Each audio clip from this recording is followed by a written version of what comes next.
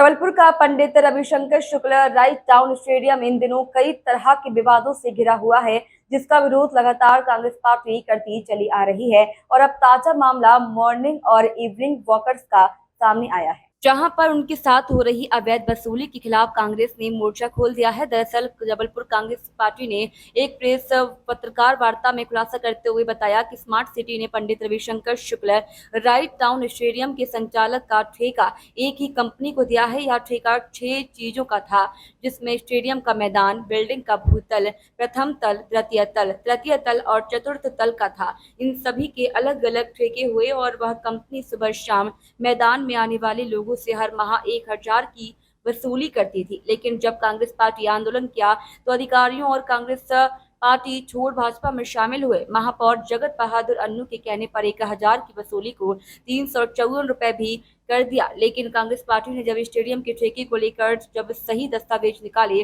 तो लोगों से अवैध वसूली का एक बड़ा खुलासा यहाँ पर सामने आया, क्योंकि ठेके के नियम में सुबह शाम स्टेडियम में आने वाले लोगों से 100 रुपए ही लेने के प्रावधान है, परंतु लोगों से अब भी लगातार अवैध वसूली ठेकेदार द्वारा की जा रही है, जिसको लेकर अब कांग्रेस पार्टी इसकी जानकारी लोगों को देने के लिए स्टेडियम के चारों ओर बैनर पोस्टर लगाने का अभियान शुरू करने वाली है। साथ ही कांग्रेस पार्टी से जीतकर महापौर बने जगत बहादुर अन्नू पर भी कांग्रेस पार्टी निशाना साध रही है। देखिए, विगत माह हम लोगों के पास खबर मिली कि राइट टाउन स्टेडियम जो जबलपुर के लिए एक बहुत बड़ी सौगात है, उसमें ठेकेदार के द्वारा अवैध वसूली की जा रही है और वॉकरों से हज़ार रुपए की रसीद काट के उनको लूटा जा रहा है। जब हम लोग वहाँ पर गए, हम लोगों ने आंदोलन करा, जानकारी प्राप्त करना चाहिए, तो जो भी जवाबदार लोग हैं उनके पास कोई जानकारी नहीं थी कि वॉकर्स के लिए क्या दरें तय करी गई हैं। आंदोलन होता रहा, निरंतर हम उसका विरोध करते रहे। बीच में महापौर जी सामने आते हैं और कहते हैं कि 1000 रुपये की जो वसूली थी हमने उसको कम करके 354 रुपये कर दिया। हमने कहा फिर भी ठीक है, 354 करा, ठेका शर्तों की नियम क्या है, किस दर पे वसूली करने का ठेकेदार को उसमें आपने छूट दी है, वो कोई जानकारी हम लोगों को नहीं दी गई। जब हम लोगों ने दस्तावेज निकाले तो उस दस्तावेज में साफ तौर पे लिखा हुआ है कि मॉर्निंग वॉकर्स के लिए, मॉर्निंग वॉकर से ठेकेदार मात्र 100 रुपये प्रति माह तक वसूल करने का अधिकारी है। जब 100 रुपये वसूल करना आपकी ठेका शर्तों में लिखा है तो स्मार्ट सिटी सीईओ नगर निगम के माननीय महापौर जी इस बात की पैरवी क्यों कर रहे हैं कि ठेकेदार को छूट है? तो या तो इस टेंडर शर्तों को ना सीईओ ने पढ़ा, ना माननीय महापौर जी ने पढ़ा, और अगर पढ़ा और 254 रुपये की अतिरिक्त छूट अगर उस ठेकेदार को दी लूट करने की, तो कहीं ना कहीं इसके पीछे कुछ गोलमाल है। जब हम इसकी और गहराई में गए कि इस मल्टी स्पोर्ट्स कॉम्प्लेक्स में और क्या गतिविधियां होनी है, तो उस मल्टी स्पोर्ट्स कॉम्प्लेक्स में मात्र नाम के लिए 10-15% स्पोर्ट्स खेल गतिविधियां होनी है। 85% जो है वहाँ व्यावसायिक गतिविधियां होनी है। वहाँ पर आप छोटे छोटे ऑफिस खोल लें, विज्ञापन कर लें, खाने पीने की दुकानें खोल लें, और जब स्टेडियम रात को बंद हो जाए तो ठेकेदार वहाँ पर शराब भी पिला सकता है। पर्दे के पीछे ये उद्देश्य है। तो साफ तौर पर एक जबलपुर के लिए जो एक बहुत बड़ी सौगात थी, उसको ठेकेदार के साथ मिलकर स्मार्ट सिटी सीईओ ने, नगर निगम प्रशासन ने उसको लूटने का काम करा। खेल हमारे जो जबलपुर की खेल प्रतिभाएं उनको, उनके भविष्य को समाप्त करने का काम करा।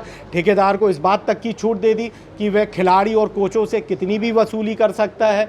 उस ठेके में साफ तौर पे निर्देश है कि आपको खेल एवं युवा कल्याण विभाग के जो मानक है उसको फॉलो करना पड़ेगा, और वो विभाग बोलता है 120 रुपये अतिरिक्त आप खिलाड़ियों से नहीं ले सकते। वहाँ 3000 से 6000 रुपये की वसूली हो रही है और अधिकारी उसको करने की छूट दे रहे हैं।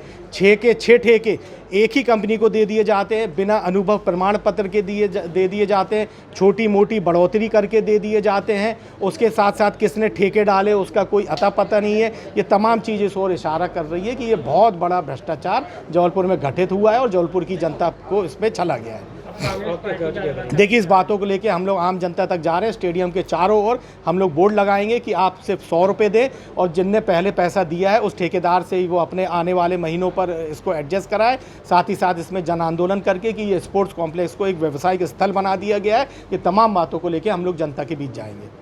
उनकी जाँच के लिए पहले आपके समझ प्रेस नोट और बिंदुवार एक एक दस्तावेज पर आपका ध्यान आकर्षित करवाता हूँ।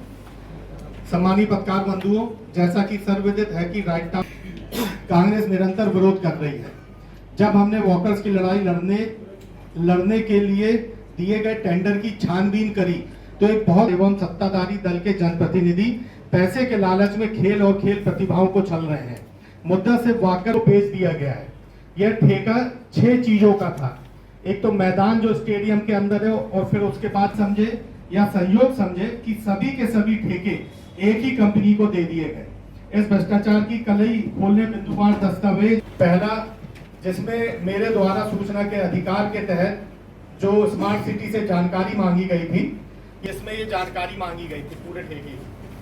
इसमें जो महत्वपूर्ण जानकारियां थी वो छुपा ली गई, जिसमें आप पहले देखेंगे स्मार्ट सिटी परियोजना के तहत रविशंकर शुक्ल स्टेडियम में महत्वपूर्ण कोई भी अगर निविदा होती है तो ये नियम है कि अगर 3 स्वीकारा नहीं जाता।